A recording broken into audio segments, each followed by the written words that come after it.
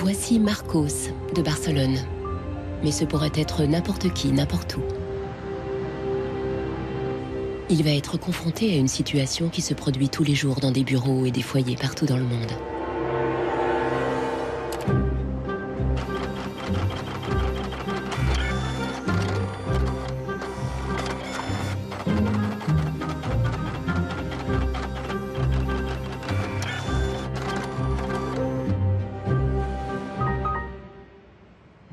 Une pièce de l'imprimante ne fonctionne plus. Le fabricant dirige Marcos vers le service après-vente.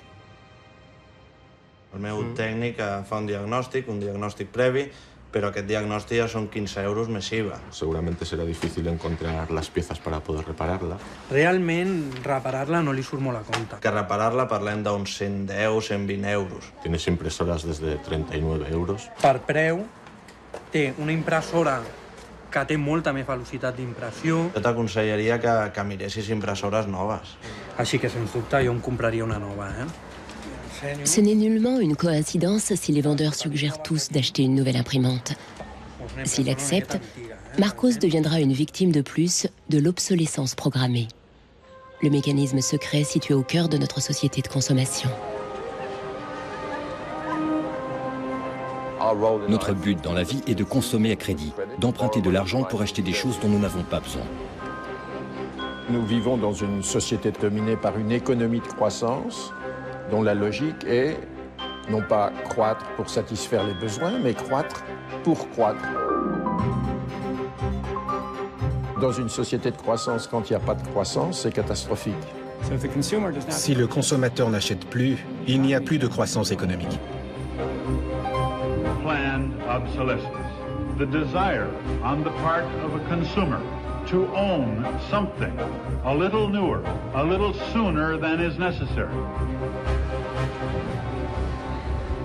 Ce film révèle comment l'obsolescence programmée détermine nos vies depuis les années 20, lorsque les fabricants commencèrent à raccourcir la durée de vie des produits pour accroître la demande du consommateur. Ils décidèrent donc de réduire la durée de vie à 1000 heures. Nous découvrirons comment les designers et les ingénieurs ont été contraints d'adopter de nouvelles valeurs et de nouveaux objectifs. Ils ont recommencé à zéro pour concevoir quelque chose de plus fragile.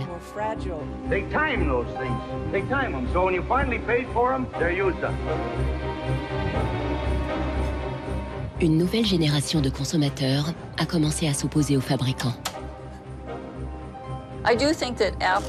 Il est clair que l'iPod d'Apple a été développé dans cette perspective de l'obsolescence programmée. Est-il possible d'imaginer une économie viable sans obsolescence programmée et sans impact sur l'environnement? Les générations futures ne nous pardonneront jamais quand elles découvriront la vérité sur le mode de vie gaspilleur des pays développés.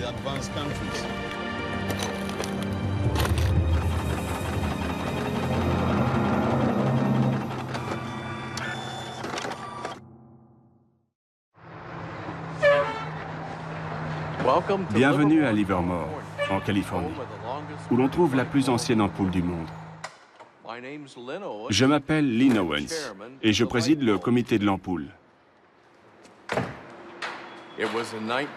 En 1972, nous avons découvert que l'ampoule suspendue au plafond de la caserne des pompiers était unique.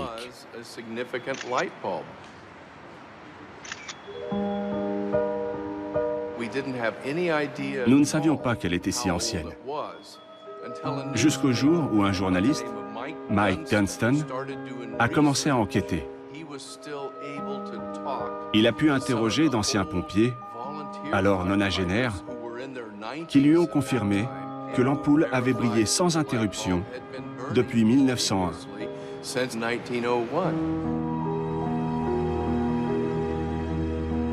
109 ans qu'elle éclaire, et ça continue. Une webcam diffuse l'image de l'ampoule de Livermore 24 heures sur 24 sur Internet. Pour l'anecdote, elle a déjà survécu à 2 webcams.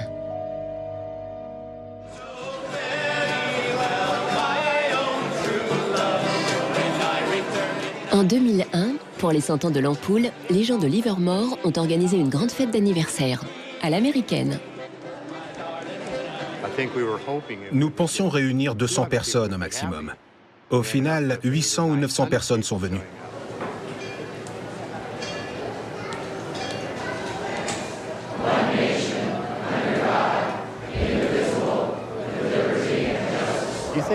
Vous n'imagineriez pas des gens chantant « Joyeux anniversaire » à une ampoule? Moi non plus, et pourtant ils l'ont fait.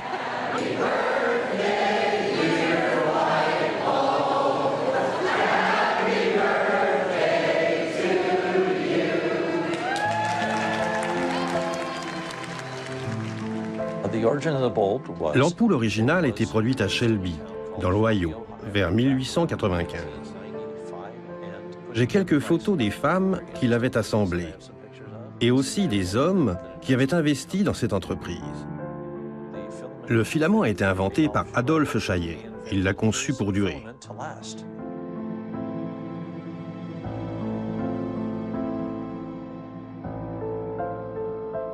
Pourquoi a-t-il duré? Je l'ignore. Il a emporté le secret avec lui. Le filament longue durée n'est pas le seul mystère dans l'histoire de l'ampoule. Il y a une autre énigme de taille.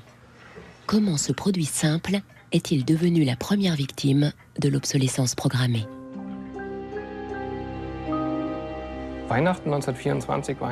Noël 1924 fut très spécial.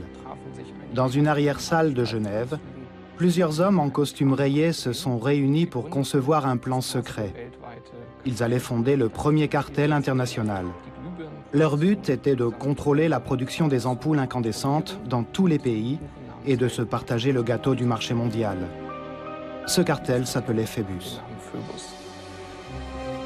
Phébus rassemblait les principaux fabricants d'ampoules d'Europe et des États-Unis et même des lointaines colonies d'Asie ou d'Afrique.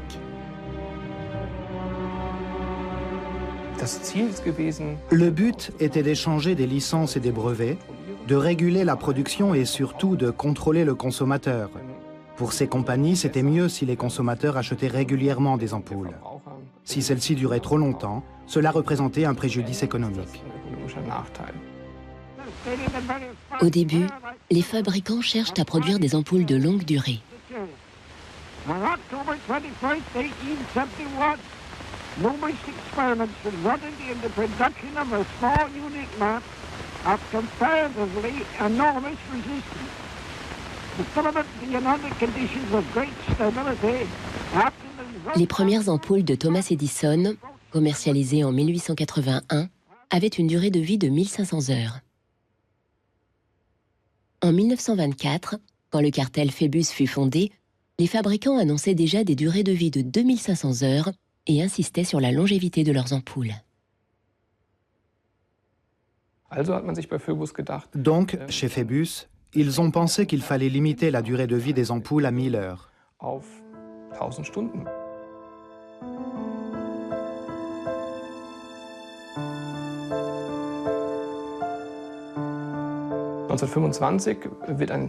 En 1925, le comité des 1000 heures est créé avec pour objectif de réduire la durée des ampoules à cette limite par des moyens techniques.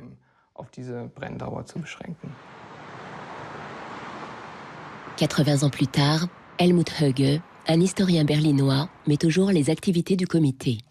Il a trouvé des preuves cachées parmi les notes internes des membres fondateurs du cartel. Il y avait par exemple Philips en Hollande, Osram en Allemagne ou la Compagnie des Lampes en France. Voici ce que dit ce document du cartel. La durée de vie moyenne des lampes destinées à l'éclairage général ne peut être garantie, rendue publique ou proposée seulement à condition qu'elle soit équivalente à 1000 heures.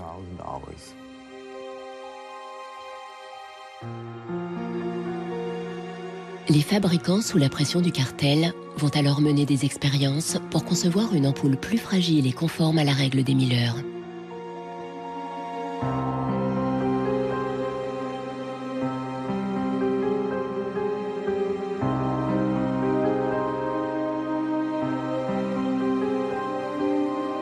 La production était rigoureusement contrôlée pour s'assurer que les membres du cartel respectaient bien la norme.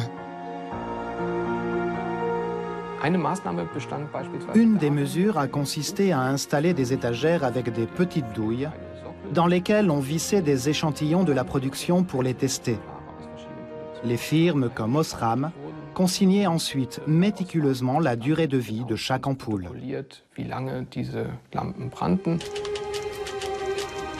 Phébus faisait appliquer ces règles grâce à une bureaucratie très organisée. Ses membres étaient pénalisés si leur rapport mensuel sur les durées n'était pas aux normes.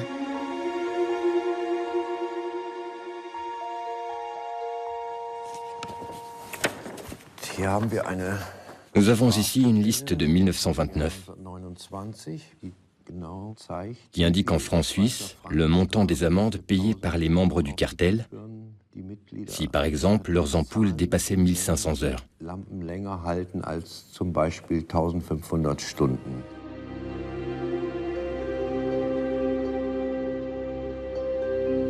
Avec la mise en place de l'obsolescence programmée, la durée des ampoules a chuté. En seulement 2 ans, elle est passée de 2500 heures à moins de 1500. Dans les années 40, le cartel a atteint son but. La durée standard d'une ampoule est désormais fixée à 1000 heures.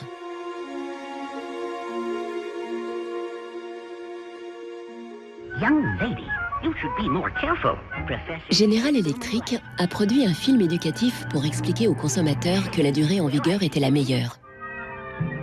Just look at that filament. How long a light bulb lasts depends largely on how hot the filament is burned. Samples from every factory are tested to make sure that they're as good as we want them to be. Je comprends pourquoi c'était très tentant en 1932. À l'époque, le développement durable n'était pas encore au centre des préoccupations. Je ne pense pas qu'on imaginait la planète comme ayant des ressources limitées. On la voyait plutôt comme une source inépuisable.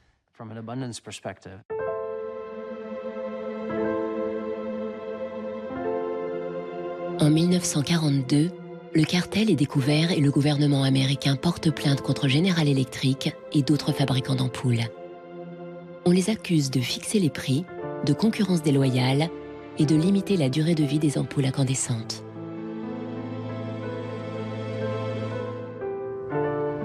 Après 11 ans de procès, la Cour prononce son jugement en 1953. General Electric et ses associés sont contraints, entre autres, de lever leurs restrictions sur la longévité des ampoules.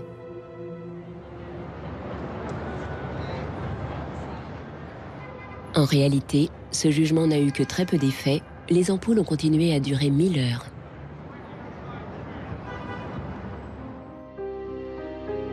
Dans les décennies suivantes, des centaines de brevets de fabrication d'ampoules ont été déposés, dont une pouvant durer 100 000 heures. Aucune d'elles n'est jamais parvenue sur le marché. Officiellement, Phébus n'a jamais existé, même si cette société a laissé des traces dans le domaine public. Sa stratégie consistait à changer de nom régulièrement. Ils se sont d'abord appelés International Electricity Cartel, puis ils ont changé à nouveau. Le plus important, c'est que l'idée de l'obsolescence comme institution existe encore.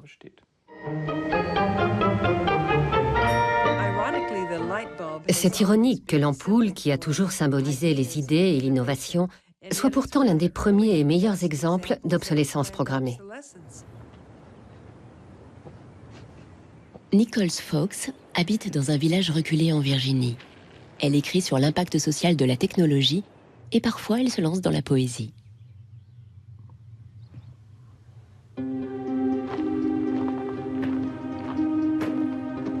When in the dark the bogles are about, behind the bushes hiding at the ready, before you faint with fright or give a shout, you want illumination ever steady. Pour moi, les lampes de poche sont indispensables, car à la campagne, il n'y a pas de réverbère. J'ai commencé à avoir de nombreux problèmes avec ces lampes. J'achetais de nouvelles ampoules et de nouvelles piles, mais elles ne marchaient toujours pas. Même éloigné de la vie urbaine moderne, Nichols Fox est victime de l'obsolescence programmée. Voici un mémo de General Electric des années 30. Il y a 2 ou 3 ans, une réduction de la durée de vie des lampes de poche a été proposée pour abandonner l'ancienne idée qu'une lampe devait durer au moins 3 piles. Il fallait privilégier des lampes dont les durées seraient équivalentes à celles des piles.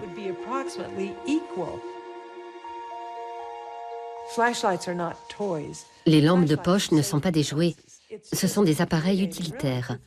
C'est exaspérant de penser qu'ils aient pu faire cela si tranquillement, et surtout qu'ils l'aient fait, tout simplement.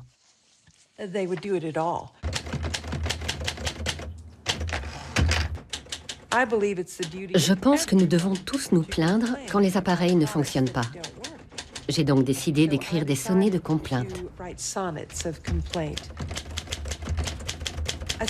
Pour les sonnets de complainte, je préfère la forme italianisante que Shakespeare utilisait. Instead, this box is filled with a collection of flashlights dead and way beyond repair. Scarcely used and coddled to perfection, their quick demise I cannot think is fair. So can it really be too much to ask that Ever-Ready's lights be made to last?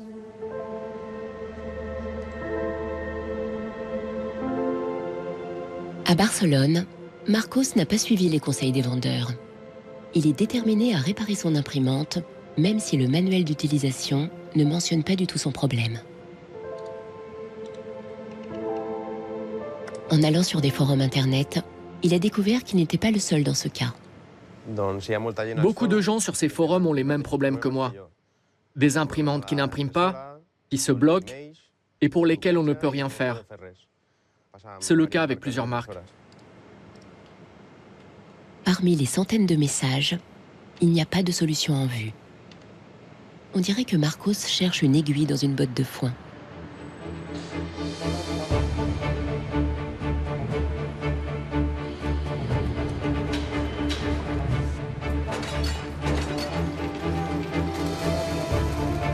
L'obsolescence programmée a émergé en même temps que la production en série et la société de consommation.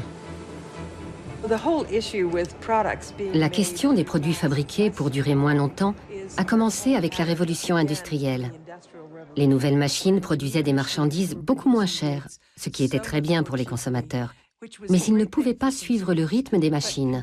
Il y avait un excès de production. Avec la production en série, les prix ont baissé et de nombreux produits sont devenus plus abordables. Mais les fabricants s'inquiétaient de savoir si le filon allait durer encore longtemps. Que se passerait-il une fois que le consommateur aurait satisfait tous ses besoins? Déjà en 1928, un influent magazine de publicité déclarait « Un produit qui ne s'use pas est une tragédie pour les affaires ».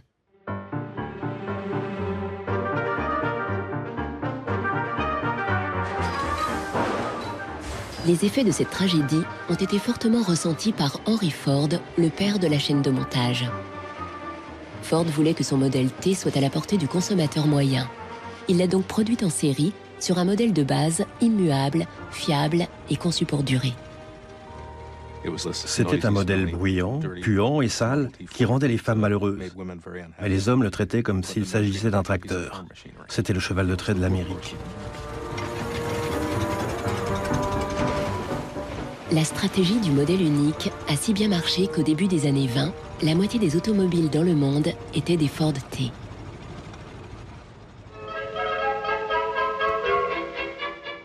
Pour battre Ford, General Motors a choisi une stratégie complètement nouvelle, imaginée par son président Alfred Sloan. Au lieu de concevoir la nouvelle Chevrolet comme le modèle T, aussi fiable et robuste, Sloan lui a fait subir une transformation radicale, essentiellement esthétique. Sloan l'a paré d'une nouvelle robe et d'un nouveau rouge à lèvres et il l'a mise sur le marché à un prix légèrement inférieur à la Ford T. Comme elle était plus jolie, la Chevrolet s'est vendue comme des petits pains. Sloan a compris qu'il ne battrait pas Ford sur le terrain de la mécanique, mais plutôt sur celui du design. Sloan a créé le concept du modèle annuel avec différentes gammes de couleurs, de formes et de tailles.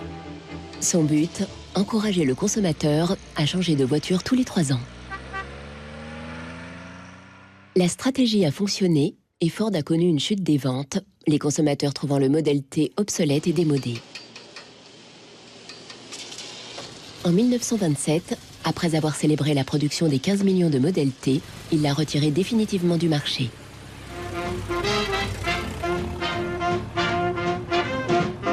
Ford a alors adopté la même stratégie que General Motors en proposant de nouveaux modèles chaque année. Le marché de l'automobile a alors explosé en entraînant avec lui l'économie du pays.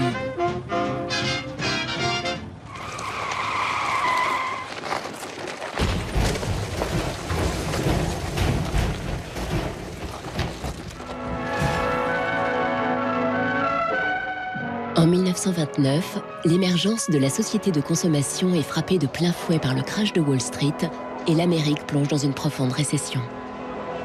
Unemployment reached staggering proportions. By 1933, 1/4 of our labor force was unemployed. On ne fait plus la queue pour acheter, mais pour trouver du travail et de la nourriture. En 1933, le président Roosevelt instaure le New Deal pour sortir le pays de la Grande Dépression et lance une politique d'investissement important dans les travaux publics. Good, sound men and women wanted to earn the help they got, to hold up their heads, to keep themselves from going rusty. Retail business needed their purchasing power to stimulate trade.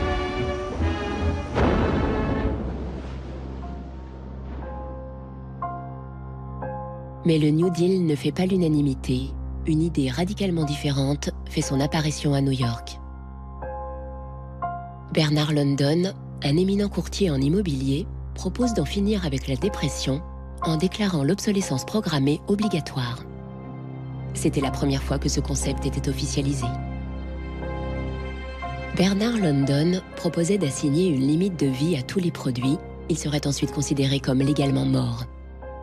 Les consommateurs pourraient les retourner à un organisme gouvernemental qui les détruirait. Si quelqu'un conservait un article au-delà de la date limite, il serait passible d'une amende. Grâce à cette date limite, la consommation et le besoin de produire des biens de consommation seraient relancés. J'ai trouvé que c'était une idée géniale. London pensait qu'en rendant l'obsolescence programmée obligatoire, l'industrie se remettrait en marche, les gens consommeraient à nouveau et le plein emploi serait de retour. Il cherchait à trouver un équilibre entre le capital et le travail, où il y aurait toujours un marché pour de nouveaux produits. Il y aurait toujours besoin de main-d'œuvre et le capital serait ainsi récompensé. Gilles Slade est venu à New York pour enquêter sur la personne qui est à l'origine de cette idée. London, un juif originaire d'Europe de l'Est, est arrivé aux États-Unis au début du XXe siècle. Il prospère dans l'immobilier, devient millionnaire et investit dans plusieurs projets à New York. L'homme aimait faire des affaires. C'était un capitaliste, mais il était aussi un philanthrope. Il s'intéressait au bien-être de ses semblables. Il participe à de nombreux projets de bienfaisance, parmi lesquels une école pour enfants juifs et pauvres. On ignore si pour Bernard London, l'obsolescence programmée est seulement une question de profit ou bien une façon d'aider les chômeurs. Gilles Slade veut en savoir davantage sur ses motivations et a retrouvé quelqu'un qu'il a connu personnellement. J'ai une photo de Bernard London. Incroyable. Sauriez-vous le reconnaître? Ne me dites rien. Intéressant. Le voilà avec son allure d'intellectuel.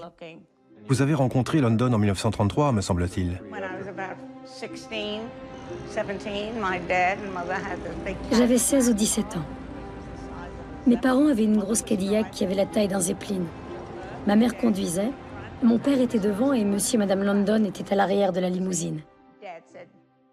Mon père a dit que monsieur London devait m'expliquer sa philosophie. C'était un homme très intéressant. En quelques mots, il m'a expliqué son idée pour enrayer la dépression. À l'époque, nous étions en plein chaos économique, pire qu'aujourd'hui. Il était obsédé par cette idée, comme un artiste l'est par ses tableaux. Il m'a chuchoté à l'oreille, tant il craignait que son idée ne soit trop radicale. Finalement, la proposition de Bernard London n'a pas été suivie et l'obsolescence par obligation légale ne fut jamais appliquée.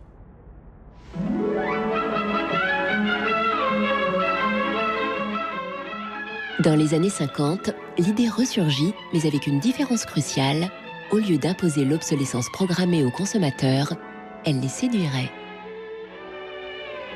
Planned obsolescence. The desire on the part of a consumer to own something a little newer, a little better, a little sooner than is necessary. We certainly in America and by now... C'est Brooks Stevens qui parle, l'apôtre de l'obsolescence programmée dans l'Amérique d'après-guerre. Ce brillant designer a créé des appareils ménagers, des voitures, des trains, en ayant toujours en tête l'obsolescence programmée.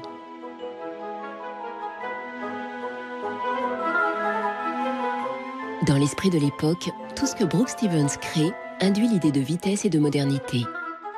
Même sa maison sort de l'ordinaire. J'ai grandi dans cette maison que mon père avait dessinée. Elle était en banlieue et pendant la construction, tout le monde pensait que c'était la nouvelle gare de bus car elle ne ressemblait pas à une maison traditionnelle. Voici une photo de famille avec mon père, moi-même, mes frères aînés, ma sœur et ma mère. La maison était toujours remplie d'objets dessinés pour ses clients, comme cette tondeuse.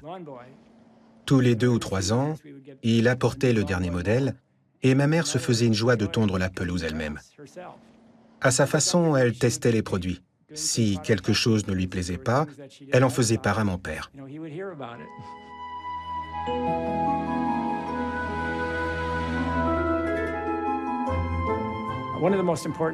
Pour mon père, n'importe quel objet qu'il dessinait devait toujours sortir de l'ordinaire. Il détestait la banalité et les produits qui ne suscitaient aucun désir d'achat chez le consommateur. Unlike the European approach of the past where they tried to make the very best product and make it last forever, meaning you bought such a fine suit of clothes that you were married in it and then buried in it and never a chance to renew it, the approach in America is one of making the American consumer unhappy with the product that he has enjoyed the use of for a period, have him pass it on to the second-hand market and obtain the newest product with the newest possible look. Stevens a parcouru l'Amérique pour promouvoir l'obsolescence programmée, discours après discours. Ses propos sont devenus comme une sorte d'évangile.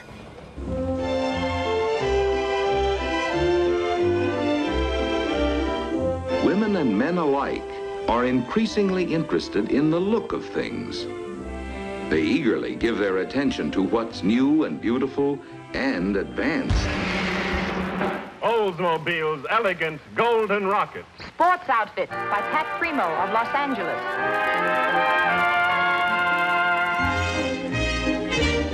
Le design et le marketing séduisent le consommateur et suscitent un désir insatiable pour le dernier modèle. Mon père n'a jamais conçu un produit pour qu'il tombe délibérément en panne ou devienne obsolète dans un bref délai. L'obsolescence programmée est à l'entière discrétion du consommateur. Personne ne force le consommateur à aller dans un magasin pour y acheter un produit. Il y va de son plein gré, c'est son choix.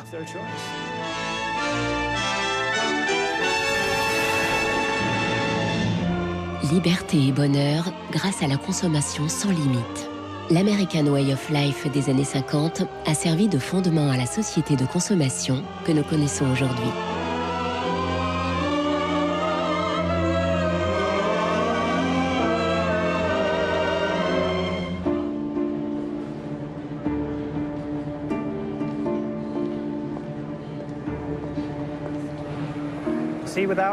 Sans l'obsolescence programmée, ces lieux n'existeraient pas. Il n'y aurait aucun produit, aucune industrie, pas de designer ou d'architecte, il n'y aurait pas de vendeurs ni de personnel en charge du nettoyage, pas de garde de sécurité. Tous ces emplois disparaîtraient.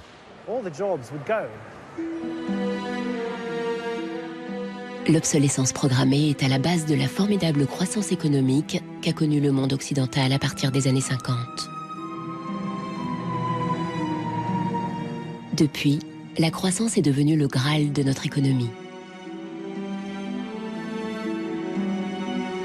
Nous vivons dans une société de croissance dont la logique est non pas croître pour satisfaire les besoins, mais croître pour croître, croître à l'infini, faire croître sans limite la production, et pour justifier cette croissance de la production, faire croître sans limite la consommation. Serge Latouche, un des critiques de la société de croissance les plus connus, a beaucoup écrit sur ces mécanismes. Au fond, il y a 3 instruments fondamentaux qui sont la publicité, l'obsolescence programmée et le crédit.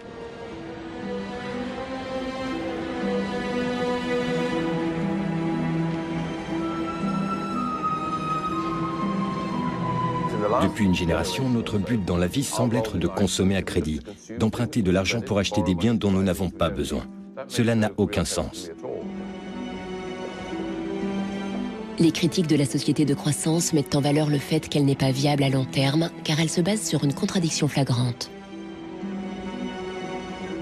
Celui qui croit qu'une croissance infinie est compatible avec une planète finie est soit un fou, soit un économiste.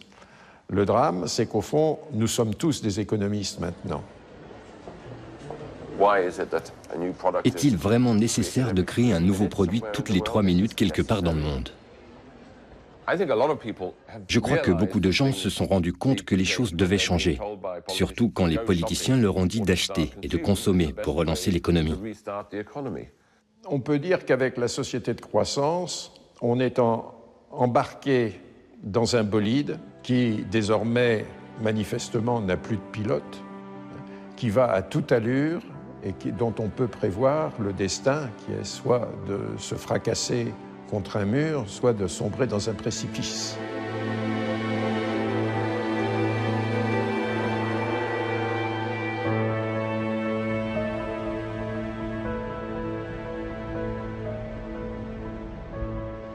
Marcos a trouvé quelqu'un sur Internet qui a découvert ce qui est arrivé à son imprimante. I tried to print a document and it said parts inside your printer require replacement. So I decided to do a little servicing of my own. Hello, Marcos. I got your message. Marcos a contacté l'auteur de la vidéo. How are you? I looked into it, and it turns out that there's a thing in the bottom of the printer called a waste ink reservoir. And the way inkjet printers work is they constantly have to clean the print heads, and they do that by squirting ink through them down a hole in the bottom of the printer into this great big sponge. There's just a preset time when it's squirted a certain number of drops down there, that then the printer decides it's full of ink and won't function anymore. Mm-hmm. The justification is they don't want to put ink all over your desk. But I think the problem goes deeper than that. It's the way the technology works. It's just designed to fail.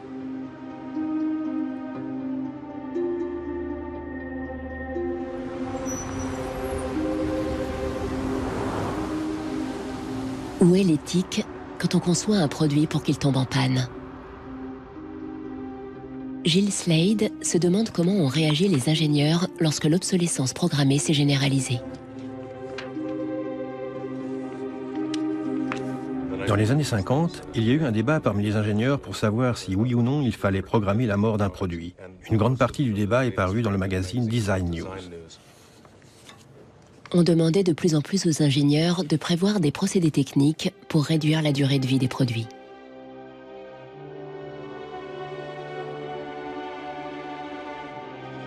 De nombreux ingénieurs trouvaient que c'était un sale coup de faire payer pour des produits délibérément conçus pour tomber en panne. Le magazine Design News relayait ce débat intense. Une nation comme la nôtre, leader parmi les nations, transforme ses ingénieurs en destructeurs. C'est même un crime contre la loi naturelle de Dieu de gaspiller ce qu'il nous a donné. Pour les ingénieurs, c'était vraiment une période difficile. Cette confrontation avec l'obsolescence programmée les a conduits à revoir fondamentalement leur éthique.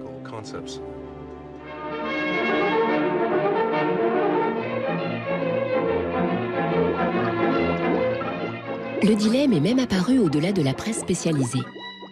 Dans ce film britannique de 1951, un jeune chimiste audacieux invente un fil qui repousse la saleté et qui ne s'use pas.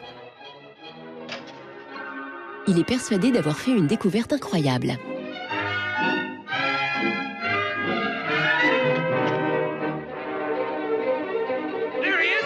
Mais tout le monde n'apprécie pas son invention, et bientôt, il est poursuivi non seulement par les patrons de l'usine, mais aussi par les ouvriers qui craignent tous de perdre leurs emplois. C'est très intéressant. Ça me rappelle quelque chose qui est vraiment arrivé dans l'industrie du textile. En 1940, DuPont, le géant de la chimie, lance une fibre synthétique révolutionnaire, le nylon. Les filles font de longues queues pour acheter ces nouveaux bas très résistants. J'ai ici une photo de moi en collant. Les bas étaient incontournables dans les années 50-60. Il était inimaginable de ne pas en porter. Sortir sans bas aurait été très choquant.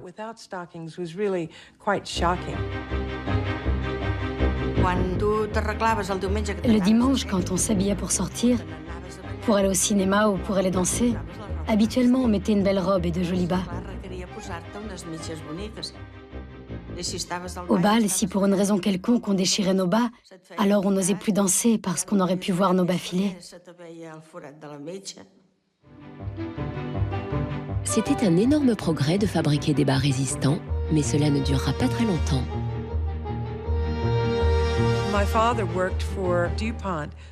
Avant et après la guerre, mon père travaillait chez DuPont, au département nylon.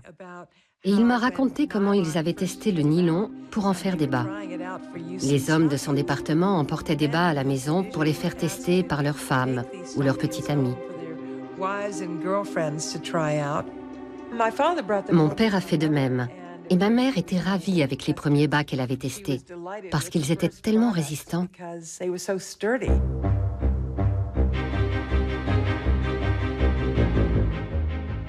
Les chimistes avaient toutes les raisons d'être fiers de leur trouvaille. Même les hommes vantaient les mérites des bas en nylon. Le problème, c'est que les bas, ça marchait trop bien, parce qu'ils étaient trop résistants. Les femmes étaient très contentes, parce qu'ils ne filaient pas. Mais les fabricants qui les produisaient en vendaient forcément moins.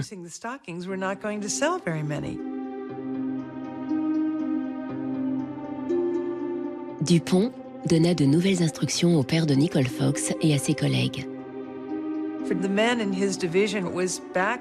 Les employés de son département ont dû se remettre à l'ouvrage pour essayer de faire des fibres plus fragiles, de façon à ce que les bas filent plus souvent et ne durent pas si longtemps.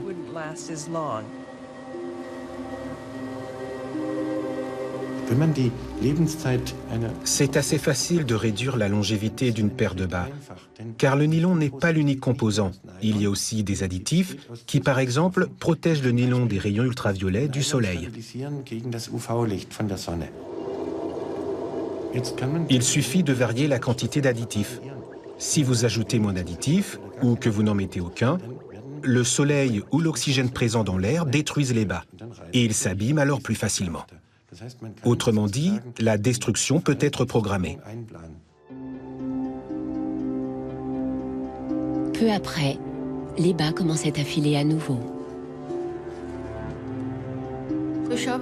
Ça s'est fait petit à petit. Ce ne fut pas aujourd'hui on a des bas solides et du jour au lendemain les bas sont de piètre qualité, vous comprenez? Ça a été progressif. Au fur et à mesure, les bas devenaient de plus en plus fins et de moins en moins résistants.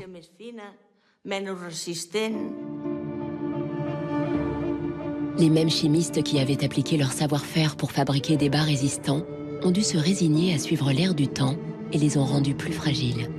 Le fil éternel a fini par disparaître des usines, comme au cinéma. We need control of this discovery.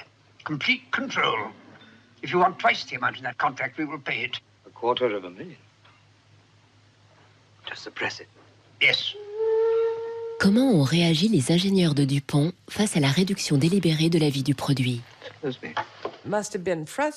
Les ingénieurs ont dû se sentir frustrés de devoir utiliser leur savoir-faire pour créer un produit de qualité inférieure après tous les efforts accomplis.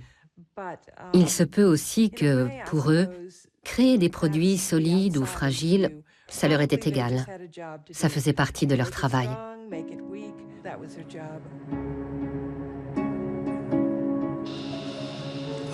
Parmi les ingénieurs, il y a eu un changement de valeur. Il y a les ingénieurs de la vieille garde qui veulent continuer à créer des produits solides et durables. Et il y a une nouvelle vague d'ingénieurs, influencés par le marché, dont l'intérêt est de concevoir le produit le plus jetable possible.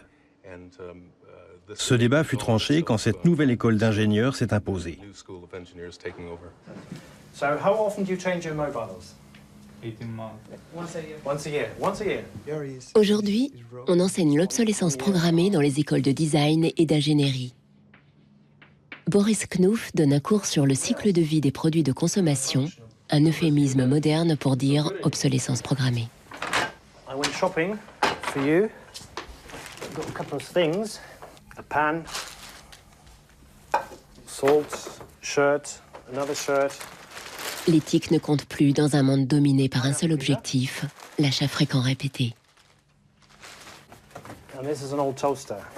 What I do, I pass these round, and you tell me what you think, how long it takes for them to fail, what the service life will be. Designers have to understand. Les designers doivent comprendre pour qui ils travaillent. Le modèle commercial du client définit avec quelle fréquence il veut renouveler ses produits. Ce cahier des charges est remis aux designers, qui doivent concevoir le produit afin qu'il corresponde exactement à la stratégie commerciale du client pour lequel il travaille.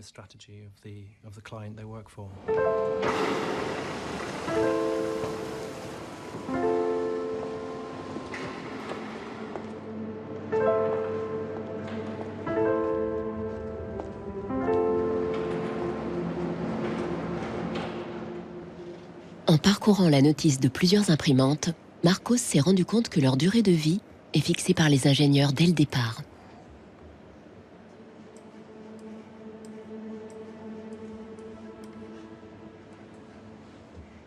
Ils insèrent une puce dans les circuits de l'imprimante.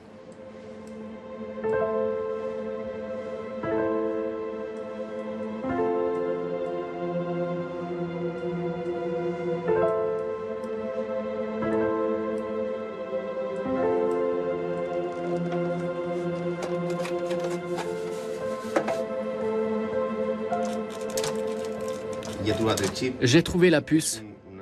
C'est une EPROM qui mémorise le nombre d'impressions.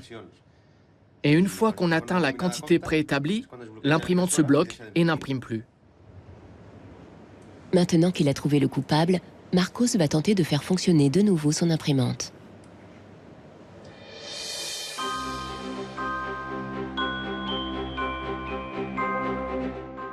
À la fin des années 50, les consommateurs commencent à se poser des questions sur l'obsolescence programmée et sur les astuces des fabricants.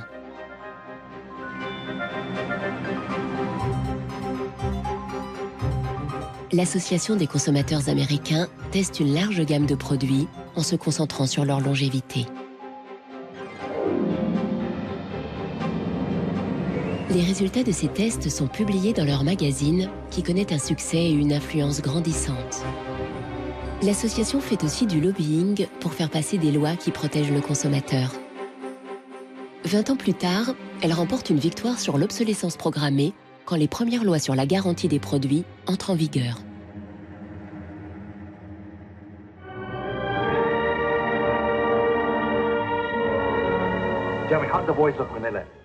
La frustration des citoyens à l'égard de l'obsolescence programmée fait partie de l'ère du temps. Même Arthur Miller y fait référence dans sa célèbre pièce Mort d'un commis voyageur. Once in my life, I'd like to own something outright before it's broken. I'm always in a race with the junkyard. Just finished paying for the car and it's on its last legs. The refrigerator consumes belts like a crazy maniac. They time those things. They time them, so when you finally paid for them, they're used up. The Waste Makers, publié en 1960, est le premier ouvrage qui analyse l'obsolescence programmée. Son auteur, Vance Packard, a déjà connu la gloire grâce à un livre sur le pouvoir de la publicité. Son nouvel ouvrage devient un best-seller. Good evening, Mrs. Packard. Good evening, Charles. Lors d'une rare apparition télévisée, il évoque le futur d'une société vouée au consumérisme et au gaspillage. I have a feeling that we're in for some grim days ahead.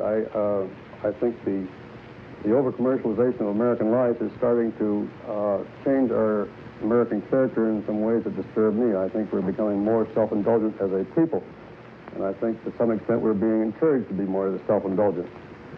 Well, that's kind of a grim prophecy. Well, I wish I could be more cheerful.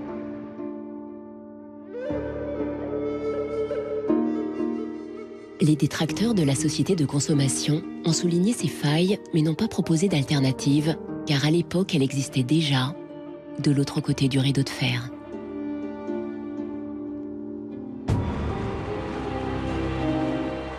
À la fin des années 50, en pleine guerre froide, il semblait encore possible que le communisme s'impose au capitalisme comme système économique et politique.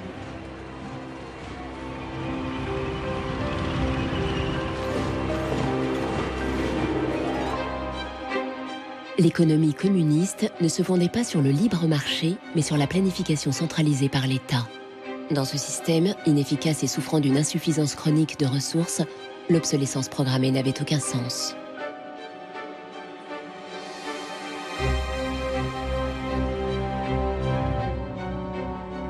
En Allemagne de l'Est, l'économie communiste la plus performante, les normes officielles stipulaient que réfrigérateurs et machines à laver devaient durer 25 ans.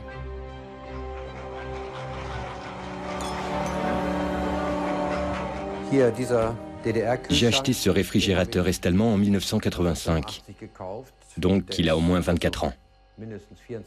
L'ampoule date de la même époque. Je n'ai jamais eu à la remplacer. Elle a aussi presque 25 ans.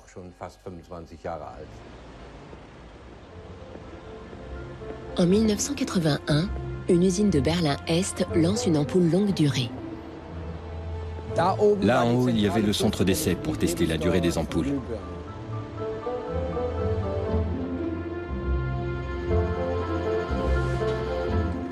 Le fabricant est-allemand présente sa nouvelle ampoule à une foire internationale à la recherche de clients en Occident.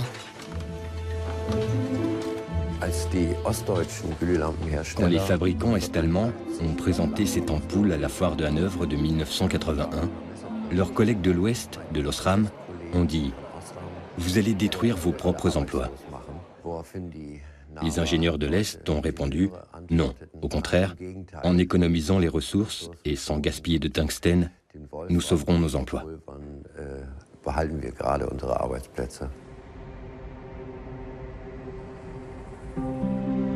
Les acheteurs occidentaux ont refusé l'ampoule.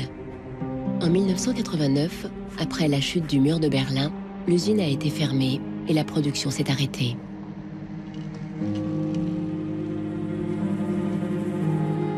Aujourd'hui, on ne la trouve que dans des musées et des expositions.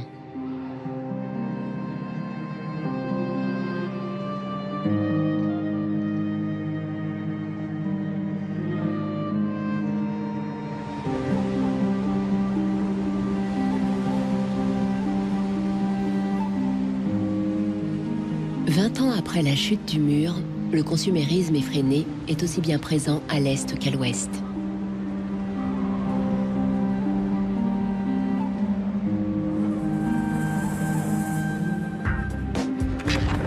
À une différence près, à l'heure d'Internet, les consommateurs sont décidés à lutter contre l'obsolescence programmée. Nous tournons tous nos films ici. Nous prenons des polaroïdes de toutes les personnes qui entrent ici. Ce support est comme un dinosaure, il n'existe plus. Nous sommes très fans de la VHS.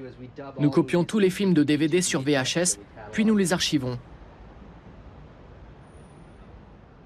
Pour les frères Neistat, artistes et réalisateurs new-yorkais, aucun objet devient obsolète, quitte à finir en décoration murale ou comme accessoire dans leur prochain film.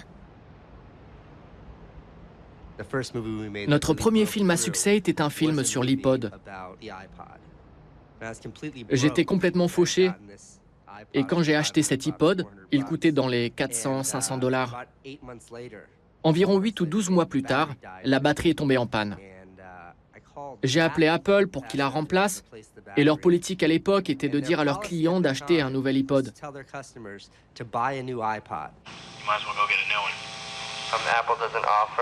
No. Apple doesn't offer a new battery for the iPod? No. It wasn't that the battery died that was annoying. Que la batterie soit morte ne m'embêtait pas, car quand la batterie de mon portable Nokia ou de mon ordinateur portable Apple ne marche plus, je peux les remplacer. Mais avec l'iPod, qui n'était pas donné, si la batterie lâchait, c'était l'appareil tout entier que l'on devait remplacer.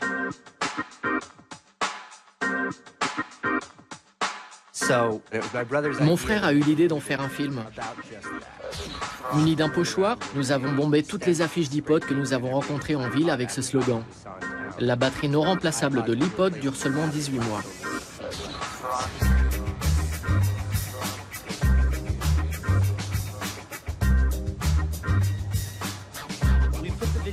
On a posté la vidéo sur notre petit site iPodsDirtySecret.com et en un mois ou 6 semaines, il y a eu 5 ou 6 millions de visites. Le site a explosé. À San Francisco, l'avocate Elizabeth Pritzker entend parler de la vidéo et avec ses associés décide de porter plainte contre Apple. 50 ans après l'affaire de l'ampoule, l'obsolescence programmée se trouve à nouveau devant le tribunal.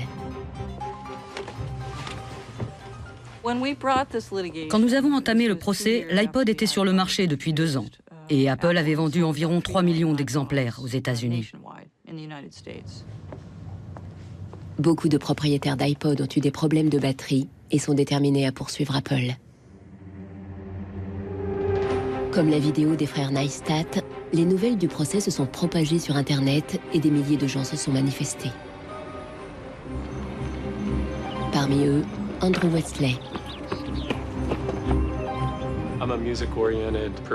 Je suis très mélomane. Et mon iPod est comme une extension de moi-même. En fait, je l'ai acheté pour écouter de la musique dans l'avion. J'étais sur un vol San Francisco-New York, si je me souviens bien. La batterie a lâché avant même le décollage.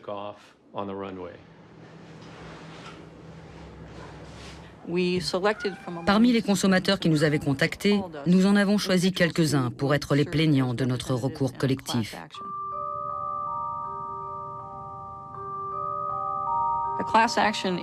Un recours collectif est une procédure judiciaire aux États-Unis par laquelle un petit groupe de personnes représente un groupe plus important pour porter plainte devant la justice.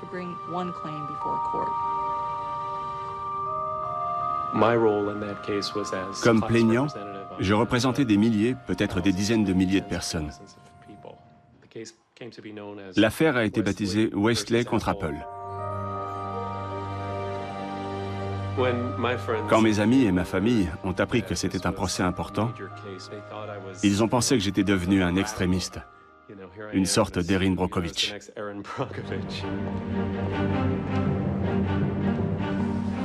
En décembre 2003, Elizabeth Pritzker dépose une plainte au tribunal d'instance de San Mateo, tout près du siège social d'Apple.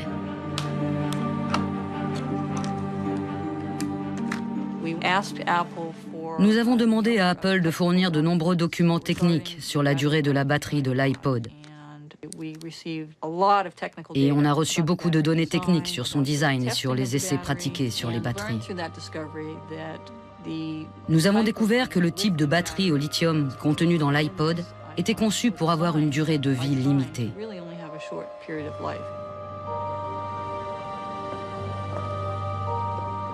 Il est clair que l'iPod d'Apple a été développé dans la perspective de l'obsolescence programmée. Le procès n'est jamais arrivé à terme. Après quelques mois de tension, les deux parties sont parvenues à un accord. Apple a mis en place un service de remplacement des batteries et a prolongé la garantie à 2 ans. Les plaignants ont été dédommagés. Andrew Wesley a accepté un bon de $50 pour l'achat d'un nouveau produit Apple. Je suis resté l'un de leurs clients. J'ai acheté un ordinateur portable haut de gamme et je n'ai pas pu m'empêcher de penser qu'en réalité, le vrai bénéficiaire de l'indemnité, ce n'était pas moi, mais bien Apple.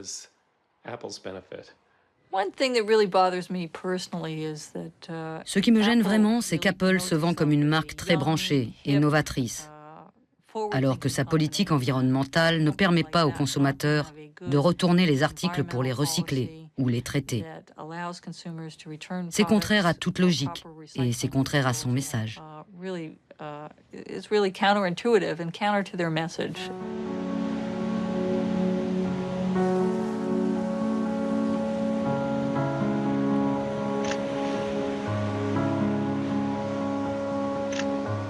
L'obsolescence programmée produit un flot ininterrompu de déchets qui sont expédiés dans les pays du tiers-monde, comme le Ghana en Afrique.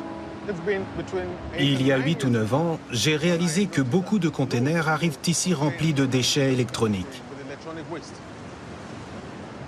Je parle de matériel informatique et de télévision en panne dont personne ne veut dans les pays industrialisés.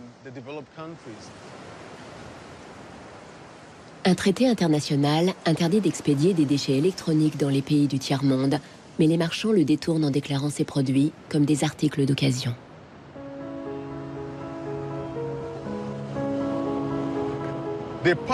Ils mettent en avant le matériel électronique en bon état, environ 10 articles dans chaque container de 12 mètres, alors que tout le reste du container est rempli de déchets électroniques. Lorsque les douaniers l'ouvrent, ils pensent qu'il n'y a que du matériel en état de marche et qui pourrait durer longtemps.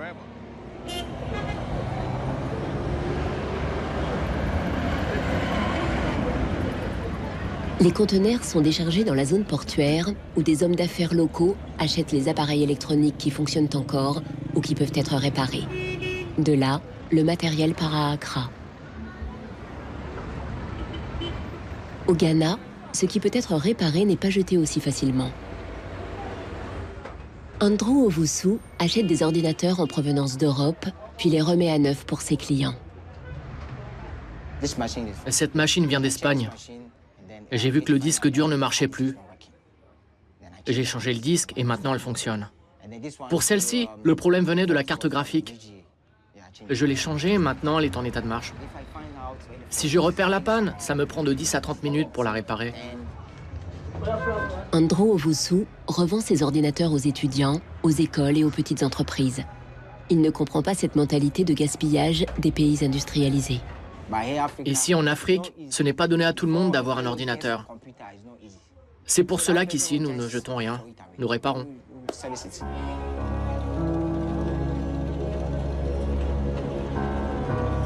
Mais en fait, plus de 80% des déchets électroniques qui arrivent au Ghana sont totalement irréparables et des conteneurs entiers finissent dans des décharges illégales partout dans le pays. Nous nous trouvons dans la décharge d'Agboglochi. Avant, il y avait une jolie rivière ici, l'Odo, qui traversait cet endroit. Elle regorgeait de poissons. Notre école n'était pas très loin d'ici, et nous venions jouer au football. Nous flânions sur les rives. Les pêcheurs organisaient des balades en bateau, je m'en souviens très bien. À présent, tout ça n'existe plus. Et cela me rend vraiment très triste et furieux.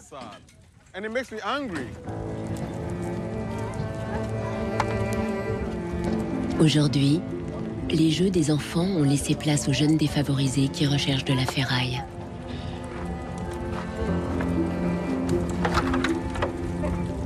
Ils brûlent la gaine en plastique des câbles d'ordinateur pour récupérer le métal.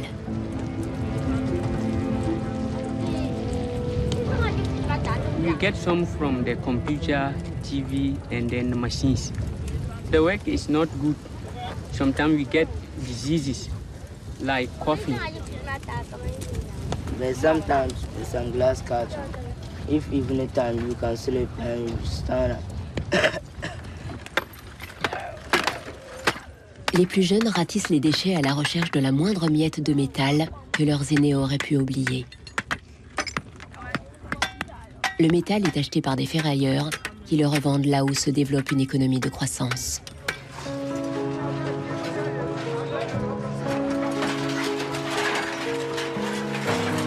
Les principaux clients sont actuellement Dubaï et la Chine.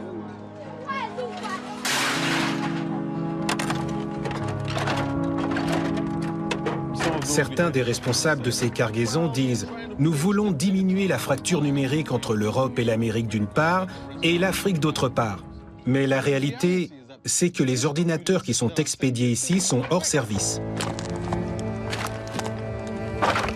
C'est absurde de recevoir tous ces déchets alors qu'on ne peut pas les traiter. D'autant plus que nous ne les avons pas produits et que notre pays est devenu la poubelle du monde.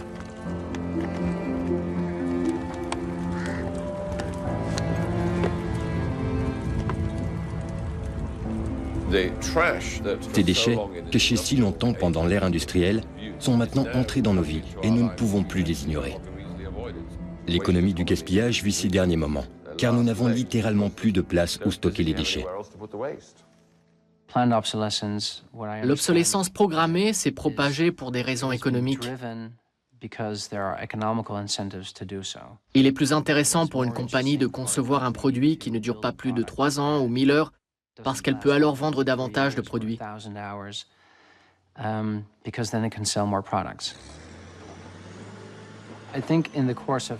Au fur et à mesure, nous avons réalisé que cette planète qui est la nôtre ne pourra pas supporter cela indéfiniment. Les ressources naturelles et énergétiques ne sont pas inépuisables.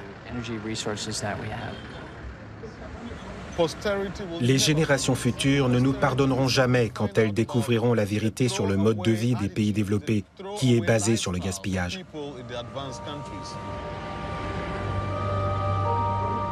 Partout dans le monde, les gens ont pris conscience du phénomène et ont commencé à agir. Pour lutter contre cet état des faits, Mike Ananey rassemble des renseignements. C'est ici que je stocke les déchets électroniques qui ont une étiquette d'identification. Celle-ci dit Centre d'Amus, Jylland occidental, Danemark. Celui-là vient d'Allemagne, envoyé ici pour être jeté. Collège de Westminster, ville de Leeds, Royaume-Uni. Celui-là vient d'Italie. Apple. Apple devrait faire mieux. Il se targue d'être écologique. Pourtant, beaucoup de produits Apple finissent à la décharge. J'ai créé une base de données avec les étiquettes, les adresses et les numéros de téléphone des compagnies auxquelles appartenaient ces déchets électroniques qui ont été envoyés au Ghana. Mike prévoit de transformer ces renseignements en preuves pour intenter un procès.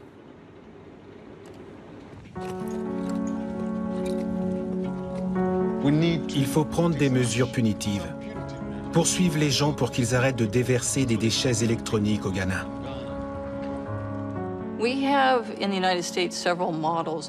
Aux États-Unis, nous avons plusieurs modèles de loi qui pourraient s'adapter à ce cas de figure, comme la loi de l'air propre ou la loi de l'eau propre. Ce type de législation pourrait être facilement transposé au domaine de l'industrie électronique, en exigeant des fabricants qu'ils se débarrassent de leurs produits en tenant compte de l'environnement. Je crois que nous devons continuer sur cette voie. Il faut se rassembler, utiliser Internet et les blogs, et surtout s'unir, car l'union fait la force. Et c'est le seul moyen de changer les choses.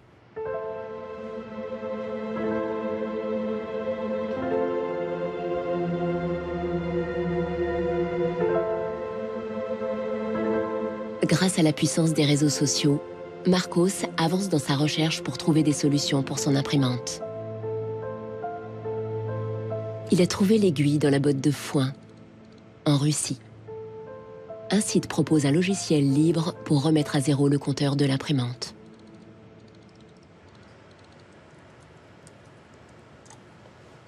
Le programmeur a même pris la peine d'expliquer ses motivations personnelles. Some cryptic message. What parts inside your printer require service maintenance. This happens due to a bad construction. This is their business model. Not a good one for user and environment. So I looked and found a way to make user-friendly software to allow active users reset an input counter. Marcos ne sait pas à quoi s'attendre, mais il télécharge le logiciel. Depuis un petit village en France, John Takara combat l'obsolescence programmée en aidant les gens du monde entier à partager leurs idées en matière de design et d'affaires. Dans les pays pauvres, les choses sont systématiquement réparées. Pour les gens du Sud, jeter un produit à la moindre panne est totalement choquant et inconcevable. D'ailleurs, en Inde, il y a un mot, jugad, pour décrire cette tradition de réparer les choses, quelle que soit la difficulté.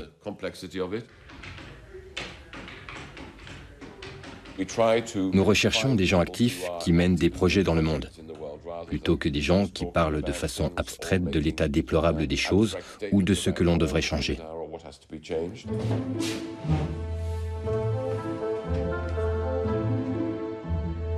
Parmi ces gens, il y a Warner Phillips, descendant de la dynastie des fabricants d'ampoules.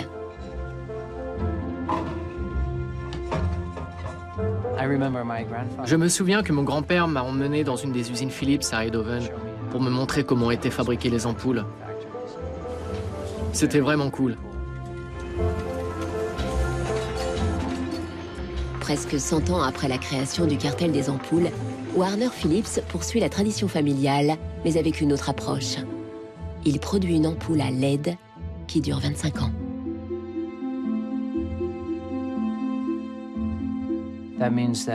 Cela signifie que l'on utilise les matériaux une fois tous les 25 ans au lieu d'une fois par an.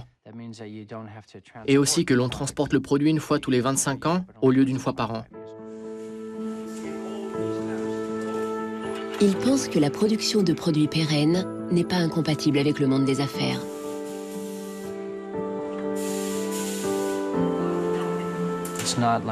Ce n'est pas comme s'il y avait un monde écolo et un monde des affaires. Les deux vont de pair. C'est la meilleure base pour monter une entreprise. Et je crois que la seule façon d'y parvenir, c'est de prendre en compte le coût réel des ressources qui ont été utilisées. Il faut aussi regarder l'énergie consommée et la consommation indirecte d'énergie générée par le transport. Si on faisait vraiment payer aux transporteurs le coût réel du transport, sans parler du fait que le pétrole est une ressource non renouvelable et pour lequel on n'a pas vraiment de substitut, je dirais que le prix du transport devrait être multiplié par 20 ou 30. Avec un prix du kilomètre transporté multiplié par 20 ou 30, ça changerait beaucoup de choses. Même l'ampoule la plus simple serait beaucoup plus chère si on incluait tous les coûts annexes, les émissions de carbone, les matières premières, l'impact environnemental et enfin le traitement et le recyclage. Et si nous répercutions tout cela sur chaque produit manufacturé, les fabricants et les entreprises auraient tout intérêt à concevoir des produits qui durent toute une vie.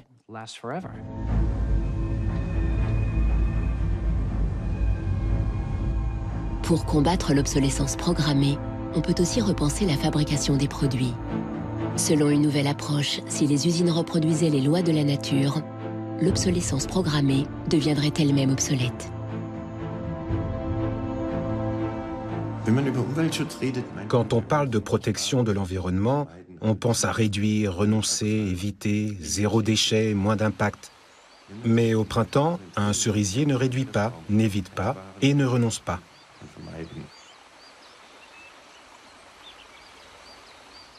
En fait, la nature surproduit. Les fleurs flétries, les feuilles mortes et les autres restes organiques ne sont pas des déchets. Ils nourrissent d'autres organismes. C'est un cycle permanent. La nature ne produit que des nutriments, pas des déchets. Brongart soutient que l'industrie peut imiter le cycle vertueux de la nature. Et il l'a prouvé en réinventant les procédés de fabrication d'une compagnie textile en Suisse.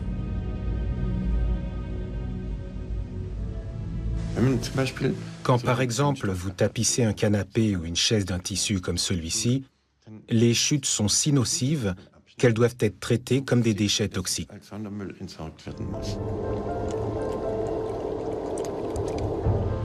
Des centaines de teintures et de produits chimiques hautement toxiques étaient utilisés habituellement dans cette usine.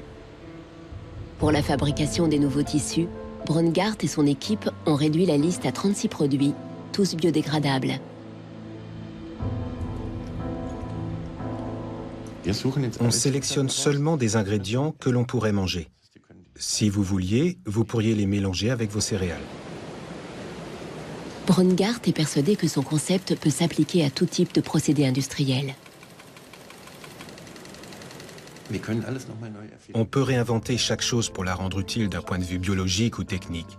Dans une société basée sur le gaspillage, tout produit périssable crée un problème de déchets. Mais si une société crée des nutriments, les produits de courte durée offrent une chance de produire quelque chose de nouveau.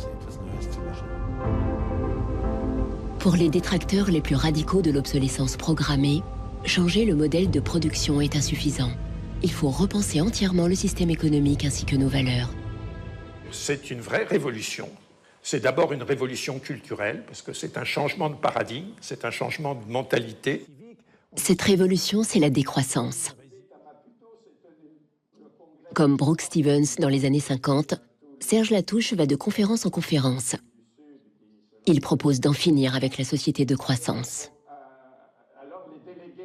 La décroissance, c'est un slogan provocateur qui a pour fonction de rompre avec le discours un peu euphorisant de la croissance possible, infinie, soutenable, et donc pour marquer la nécessité de changer de logique, de sortir de cette logique de la démesure.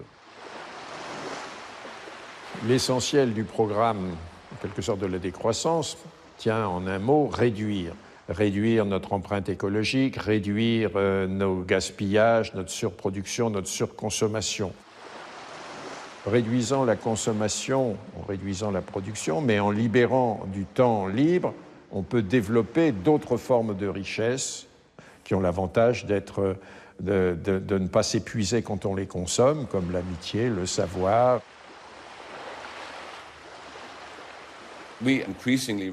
Nous dépendons de plus en plus des objets pour forger notre identité et avoir confiance en nous-mêmes. Sans doute parce que les choses qui auparavant façonnaient notre identité, comme l'adhésion à une communauté, l'attachement à une terre ou tout autre lien social, ont été remplacées par le consumérisme.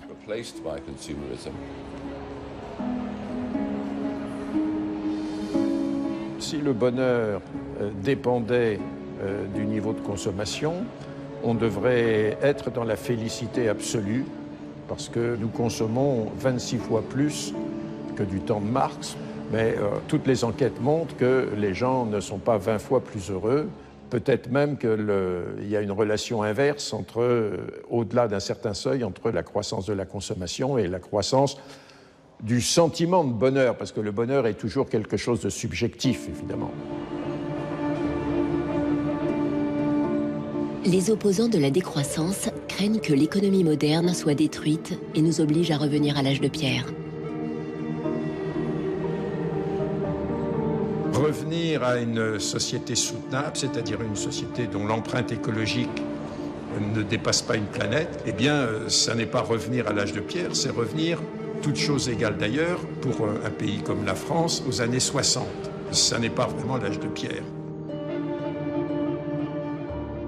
On peut dire que la société de décroissance réalise la vision de Gandhi qui disait le monde est assez grand pour satisfaire les besoins de tous, mais il sera toujours trop petit pour satisfaire l'avidité de quelques-uns.